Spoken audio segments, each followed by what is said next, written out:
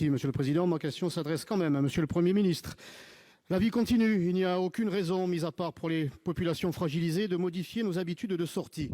Cette phrase a un mois, quasiment jour pour jour, et elle est du Président de la République Emmanuel Macron à propos de la crise du Covid-19. En une phrase, voilà résumé toute l'impréparation et l'incompétence de l'État, mais ça n'est pas une surprise.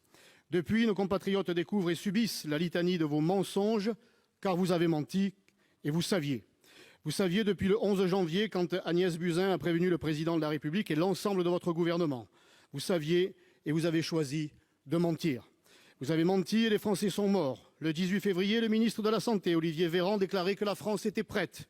Le 26 février, Jérôme Salomon, directeur général de la Santé, a dit qu'il n'y avait pas de sujet de pénurie concernant les masques. Le 20 mars, c'est Laurent Nunez qui a refusé de reconnaître le manque de masques. Mais alors pourquoi Jérôme Salomon a-t-il affirmé en privé 4 jours plus tôt, je le cite, « Les stocks de masques sont limités et on en cherche partout ». Pourquoi le 5 avril, Christophe Castaner a appelé les Français à donner leurs masques aux hôpitaux? Vous avez vous-même, Monsieur le Premier ministre, affirmé le 13 mars que porter un masque ne servait à rien. La réalité, c'est que vous avez menti sur les masques pour gagner du temps, sachant pertinemment que les stocks stratégiques avaient disparu depuis des années et que donc la France n'en avait plus.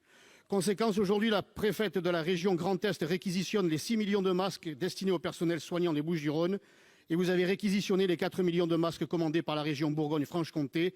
Cela vire à l'anarchie. Vous avez même réussi à faire voler en éclats l'unité nationale. Incapable de prévoir, vous êtes incapable de protéger la population et si les Français sont en réanimation, n'en déplaise au sinistre préfet de police de Paris, c'est parce que votre gouvernement n'a pas su, pas pu ou pas voulu les protéger. Tous ces drames, vous en êtes responsable et peut-être demain serez-vous reconnu coupable. Alors ma question, la voici. Pensez-vous, Monsieur le Premier ministre, que vos mensonges successifs relèvent de la Cour de justice de la République ?